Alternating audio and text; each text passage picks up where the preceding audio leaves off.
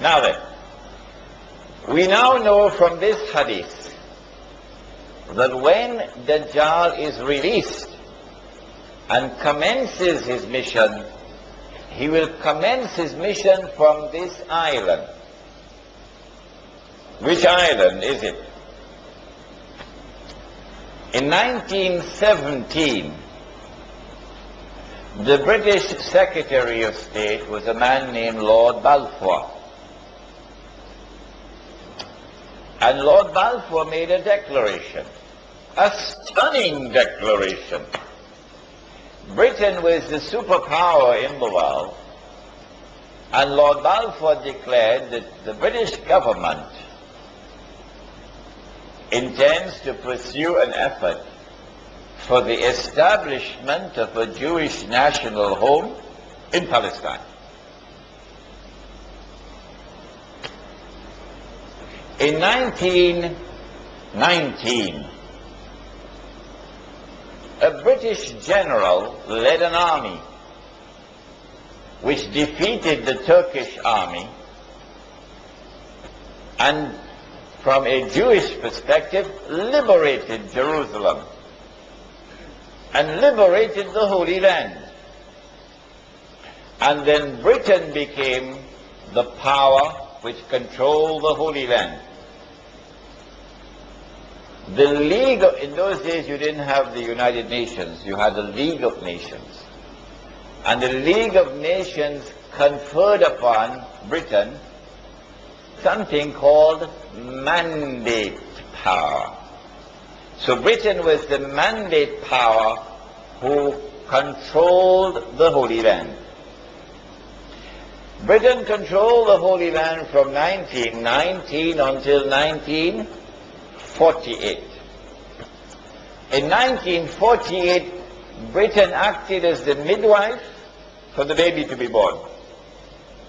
The baby, of course, was the state of Israel. In consequence of all of this, I have come to the conclusion that the island was Britain. And so when Dajjal was released and commenced his mission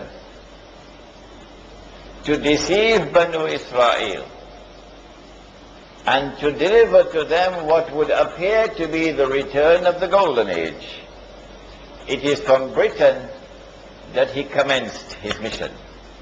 But if there's anyone who differs with me, then I'll have to invite them to tell me, you tell me which island it is. You cannot just differ with me without telling me which island is it. Because the hadith is there in Sahih Muslim. You've got to deal with the hadith. During the time that Dajjal was launching his attack from Britain,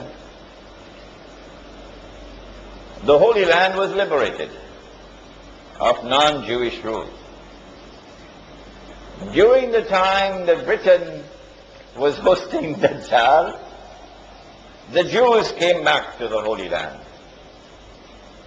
And during the time that Dajjal was launching his attack from Britain, the state of Israel was restored.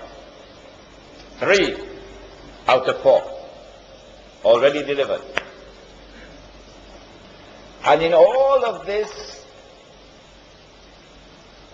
the overwhelming majority of Jews have been absolutely convinced that all of this represents blessings from Allah.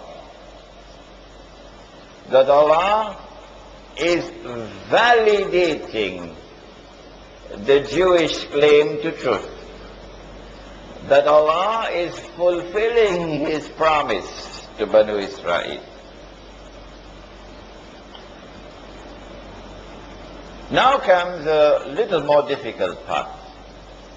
It was fairly simple to identify the island of Britain. If when Dajjal was in a day which lasts like a year,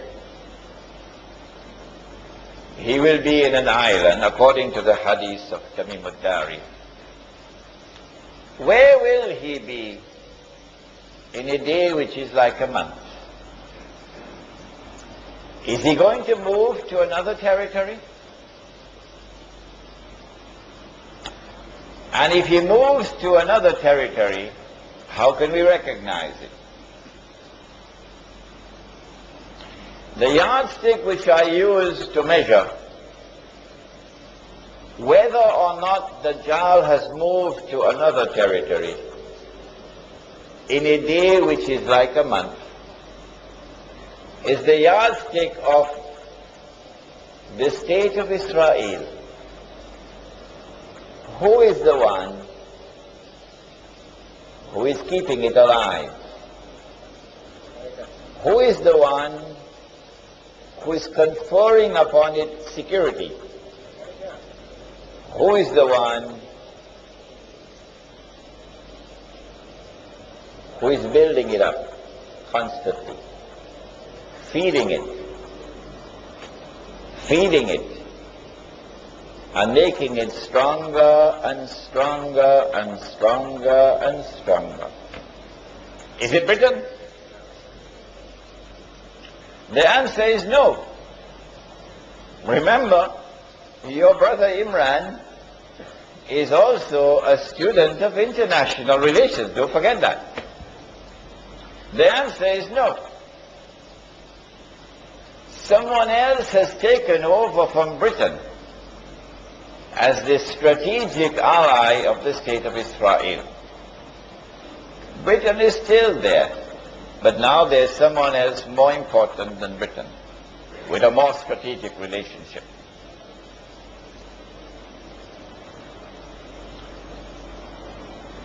The United States of America is without any question whatsoever the most important strategic ally of the state of Israel in the world today. Without any question whatsoever. The United States of America is the country which is supporting Israel with the greatest amount of financial assistance and material assistance.